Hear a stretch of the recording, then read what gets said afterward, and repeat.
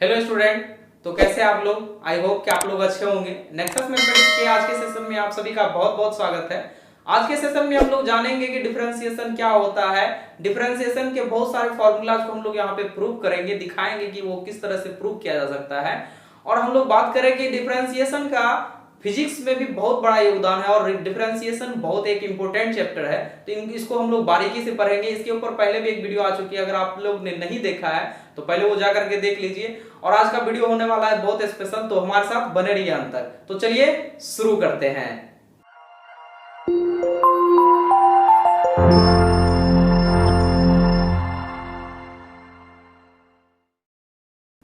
तो सबसे पहले डिफरेंशिएशन जो है वो फलन में परिवर्तन के दर को बताता है। वो फलन किसी भी प्रकार का हो सकता है, साइन हो गया, लॉग हो गया, एक्सपोनेंशियल फंक्शन हो सकता है, वो किसी भी प्रकार का फंक्शन हो सकता है। तो फंक्शन में परिवर्तन के दर को ही हम लोग क्या कहते हैं? डिफरेंशिएशन कहते हैं। और डिफरेंशिएशन जो होता है एक प्रोसेस है, एक विधि है, जिससे हम लोग क्या करते हैं?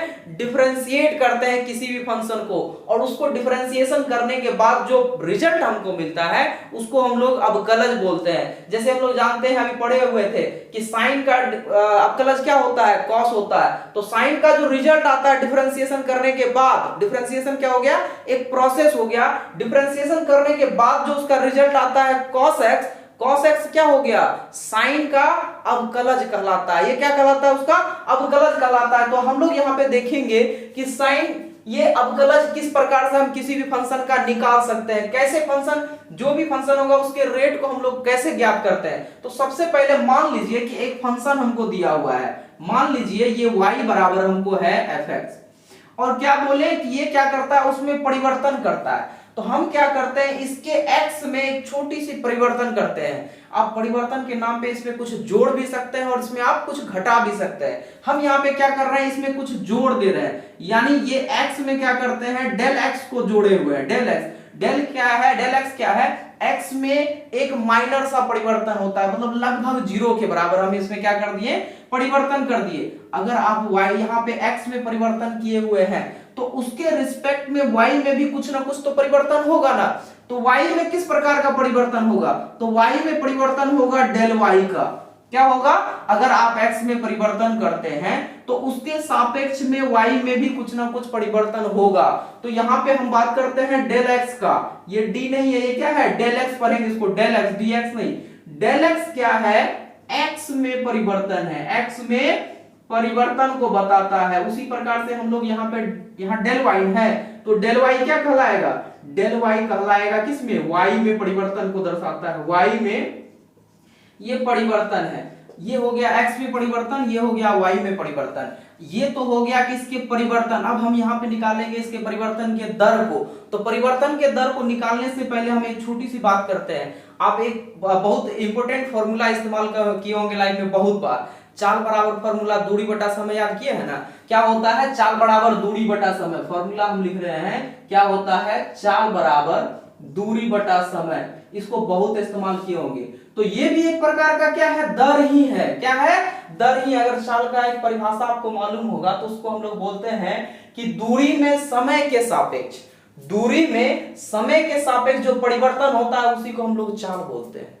दूरी में समय के सापेक्ष जो परिवर्तन होता है उसी को हम लोग चाल बोलते हैं। तो यहाँ पे हमको क्या निकालना है? y में परिवर्तन निकालना, और किसके सापेक्ष? ये x के रूप में न दिया हुआ है, तो x के सापेक्ष हम क्या करेंगे? y में परिवर्तन के दर को ज्ञात करेंगे। तो लिखते हैं यहाँ पे y में x के सापेक्ष परिवर्तन, x के सापेक्ष परिवर्तन बोले या x के सापेक्ष इसमें जो परिवर्तन में दर आ रहा है उसकी दर को ही हम लोग ज्ञात करते हैं। तो ये हो गया क्या चीज? ये परिवर्तन किस रूप में हुआ है? ऊपर वाला इसको हम लोग बोलेंगे दूरी। ये क्या है? fx प्लस डेल x है। ये क्या है? fx plus del x। ये तो परिवर्तित रूप में है। ये परिवर्तन से पहले कैसा था? ये परिवर्तन से पहले fx के रूप में था। ये तो परिवर्तित रूप है, परिवर्तन से पहले कैसा था? ऐसा था। इसमें हम लोग माइनस कर दिए तो जो परिवर्तित रूप होगा वो हमारा आएगा। जो इसमें परिवर्तन छोटा सा माइनर परिवर्तन हो रहा है वो हमको मिलेगा। तो ये तो हो गया मान लीजिए दूरी के रूप में, और समय यहाँ समय के सापेक्ष कर रहे थे, लेकिन यहाँ पे किसके सापेक्ष कर रहे हैं? x के सापेक्ष कर रहे हैं। तो यहाँ पे x में किस प्रकार से परिवर्तन हो रहा है? देखिए ये तो ये हो गया किसका? दूरी मान लीजिए एक तरह से। यहाँ पे जो वेरिएबल में परिवर्तन हो रहा है वो किस रूप में हो रहा है, तो वेरिएबल में परिवर्तन हो रहा है x plus del x. X में क्या किए, छोटे से परिवर्तन को लगभग 0 के बराबर उसको हम लोग उसमें जोड़ दिए। तो ये तो परिवर्तित रूप हुआ x का, लेकिन इससे परिवर्तन से पहले वो किस रूप में था, तो वो x के रूप में था। किस रूप में था, x के रूप में था। तो यहाँ पे x और x आपस में कट जाएगा, बचेगा क्या, देखिए तो बचेगा हमारा क्या चीज, x plus del x minus f x upon del x, upon del x. ये क्या है, यही है परिवर्तन का दर। ये क्या है, y में x के सापेक्ष ये फंक्शन है, इस फंक्शन में डेल x के सापेक्ष परिवर्तन का दर है। इसको हम लोग एक्चुअली ध्यान से देखिएगा तो ये है क्या, ये है हमारा y प्लस डेल y। ये क्या है हमारा y प्लस डेल y है, और ये fx क्या है, fx को हम लोग बोले हुए y, fx को क्या बोले हुए हैं y, अपॉन क्या है, ये डेल x अपने जगह पे है। फिर ध्यान से देखिएगा ना, तो ये y से y आपस में कट जाएगा, तो बचेगा क्या, निकलेगा क्या, ये निकलेगा del y upon del x, upon del x। ये del y upon del x क्या होता है, ये परिवर्तन के दर को इंगित करता है। ये क्या बता रहा है, परिवर्तन के दर को। और इसके हिसाब से अगर देखिएगा तो ये परिवर्तन के दर को अगर इंगित करता है तो ये इसके लिए परिवर्तन का रूप है, ये इसके लिए क्या है, फॉर्मूला है। अगर हम यहाँ पे y के सापेक्ष y को x के सापेक्ष परिवर्तन के दर को ज्ञात करें तो ये इसके लिए फॉर्मेट हो गया। तो हम यहां लिख रहे हैं y में x के सापेक्ष परिवर्तन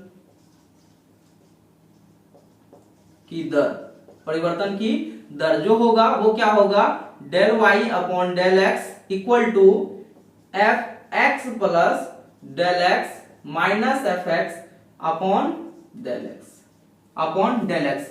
अब ये तो हो गया परिवर्तन का दर। अब हम अगर बात करें इसमें एक छोटी सी परिवर्तन का, जो कि क्या होगा, लगभग 0 के अनुसार अगर इसमें परिवर्तन होता है तो हम उसको कैसे ज्ञात करेंगे, तो यहाँ पे लिमिट लगा देंगे। क्या करेंगे, लिमिट लगा देंगे। और ये जो डेल एक्स है, ये जो डेल एक्स है, डेल एक्स का वैल्यू क्या होगा, लगभग 0 के बराबर, लगभग 0 के बराबर मतलब नगण्य। अगर इसमें परिवर्तन, छोटे से परिवर्तन का बात किया जाता है तो हम लोग इसको लिमिट के अनुसार निकालेंगे। यहाँ पे निकाल लेते हैं, लिमिट लगा देंगे दोनों तरफ। तो ये हो जाएगा हमारा limit del x tends to 0। अभी लिमिट हम लोग पढ़ रहे हैं, डेल एक्स टेंस टू 0 का मतलब क्या होगा, डेल्टा एक्स का वैल्यू लगभग 0 के बराबर होगा, मतलब 0 से थोड़ा सा बड़ा या छोटा।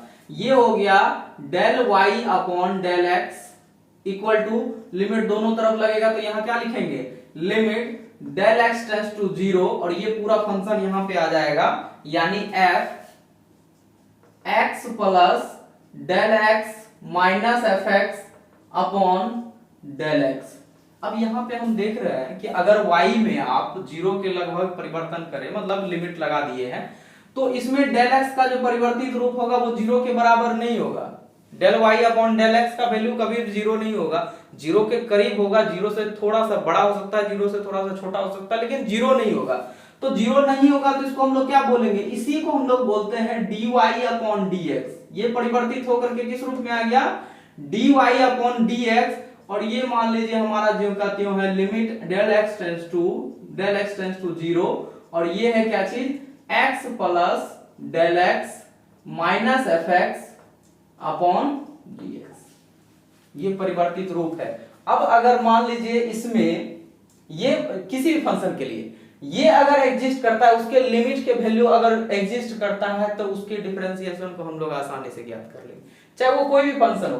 तो यहाँ पे अगर वो क्या करता है, उसके लिमिट को एग्जिस्ट करता है तो उसके वैल्यू को डिफरेंशिएशन उसका आसानी से हम निकाल सकते हैं, अवकलज उसका निकाल सकते हैं, डेरिवेटिव निकाला जा सकता है। तो ये तो थोड़ा सा कॉम्प्लिकेटेड रूप है, इसी को हम लोग नीचे लिख सकते हैं दूसरे रूप में। ये हो जाएगा dy अपॉन dx बराबर limit h tends to 0। Limit में हम लोग अभी जस्ट पढ़े थे कि अगर छोटे से परिवर्तन करना है तो हम लोग उसको h माने थे। आपको ध्यान होगा कि क्या बोले थे, लेफ्ट हैंड लिमिट में c माइनस h किए थे और राइट लिमिट में क्या किए थे, c प्लस h किए थे। वो h क्या है, लगभग 0 के बराबर होता है।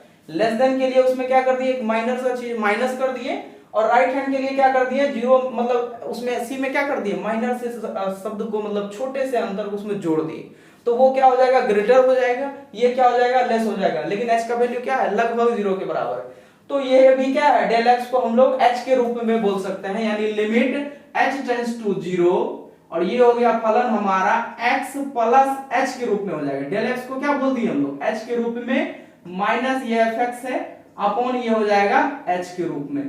ये हमारा एक परिकलित रूप है। इसको अगर कोई भी फंक्शन जिसमें इसका लिमिट क्या हो, एग्जिस्ट करता हो, उसका हम लोग आसानी से डिफरेंशिएशन निकाल सकते हैं, यानी डिफरेंशिएट कर सकते हैं, अवकलज निकाला जा सकता है।